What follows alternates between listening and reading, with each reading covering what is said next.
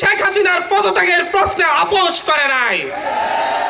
আমাদের সামনে এখানে উপস্থিত আছেন আমাদের নেতা, গণতন্ত্রের ইমাম নাহিদ ইসলাম ভাই, যিনি ক্ষমতার মস্তক ছেড়ে এসে আবার জনতার কাতারে হাজির হয়েছেন।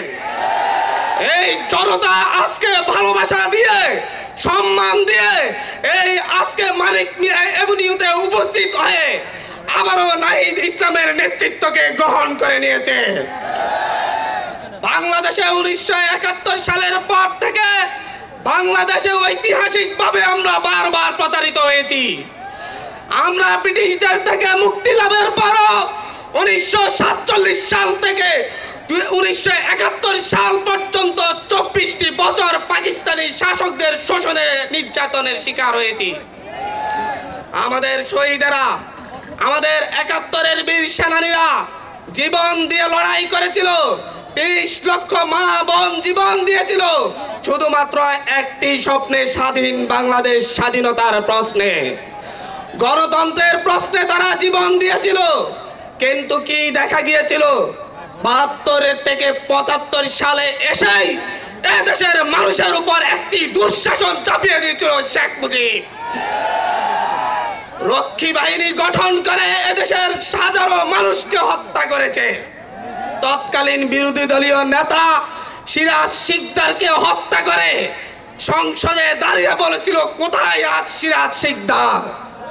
সেই ধাম্বিক শেখ মুজিবের পরিণতি আমরা দেখেছি। আমরা তার পরবর্তী সময়ে 77 থেকে আমরা তার পরবর্তী সময়ে 6টি বছর মেজর জিয়ার শাসনামল দেখেছি, যেটা বাংলাদেশের মানুষকে একটি পথের দিশা দিয়েছিল। কিন্তু তার পরবর্তী থেকে আবারও বাংলাদেশ পথ হারিয়েছে। স্বৈর শাসন, একদলীয় শাসন এবং প্রতিটি ইলেকশনের আগেই রক্তক্ষয়ী সংঘর্ষ এদেশের মানুষকে আবার জিম্মি করে তুলেছিল। বারবার 1990-এর গণঅভ্যুত্থানের পরে গণতন্ত্রের প্রশ্নে যে মীমাংসা হয়েছিল, সেই মীমাংসাকে উপেক্ষা করে প্রতিটি জাতীয় সংসদ নির্বাচনের আগে এদেশের মানুষ এক দল আরেক দলের মুখোমুখি দাঁড়িয়ে সংঘাতে লিপ্ত হতে বাধ্য হয়েছিল। 2007-8 সালের সেনা শাসনের পরে শেখ হাসিনা ভারতের সাথে এবং তৎকালীন মঈনুদ্দিন আহমেদের সাথে চুক্তি করে একটি পাতানো নির্বাচনের মধ্য দিয়ে বাংলাদেশে ফ্যাসিবাদী শাসন ব্যবস্থার ভিত্তিপ্রস্তর নির্মাণ করে। দেশ জুড়ে তোলপাড় ওয়ালজ এন্ড ফ্রিজ কিনে আপনিও হয়ে যেতে পারেন মিলেনিয়ার। তারপর থেকে 16টি বছর এই দেশের তরুণরা, এই দেশের বৃদ্ধরা, এই দেশের যুবকরা শেখ হাসিনার নির্যাতনের কষাঘাতে নির্যাতিত হয়েছে।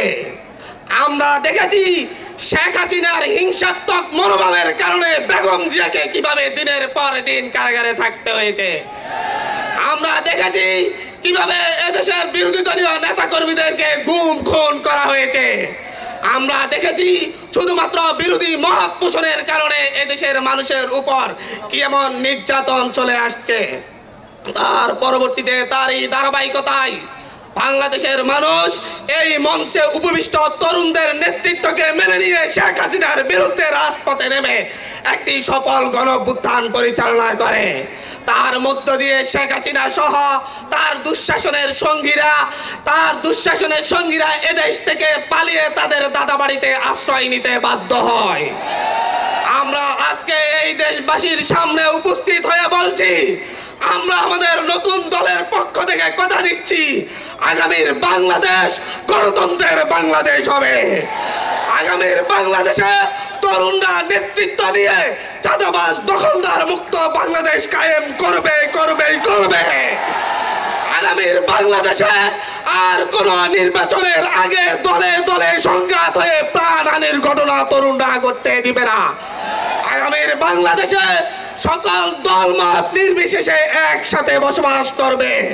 আজকে যেমন আমাদের এখানে সারা দিয়ে বাংলাদেশের সকল রাজনৈতিক দল এখানে উপস্থিত হয়েছে, আগামীর বাংলাদেশ বিনির্মাণে আমাদের এই তরুণ প্রজন্মের নেতৃত্বে সকল রাজনৈতিক দলকে সাথে নিয়ে আগামীর বাংলাদেশ পুনর্গঠন করা হবে। এটা এই দেশবাসীর কাছে আমাদের প্রতিশ্রুতি। আমরা এই প্রতিশ্রুতি রেখে আপনার সংক্ষিপ্ত বক্তব্য শেষ করছি।